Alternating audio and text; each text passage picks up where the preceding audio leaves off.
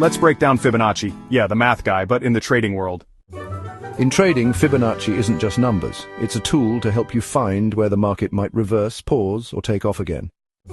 It's based on a sequence, 0, 1, 1, 2, 3, 5, 8, 13, and so on. Each number is the sum of the two before it. Now, from that we get ratios like 61.8%, 38.2%, and 23.6%. These show up in nature, architecture, and yeah, even in price charts. The most popular tool, Fibonacci retracement. You use it by drawing from a recent high to a low, or vice versa. It shows levels where price might pull back before continuing the trend. Let's say price goes from $100 to $150. A pullback to $130, $125, or $119 could be a Fibonacci level, potential bounce zones.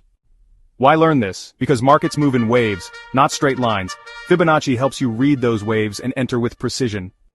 It gives you a strategy, not just a guess. You're not chasing price, you're waiting at key levels for price to come to you.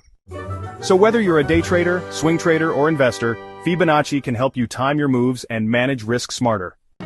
Learn it once, use it forever because the market moves in patterns and Fibonacci helps you see the rhythm.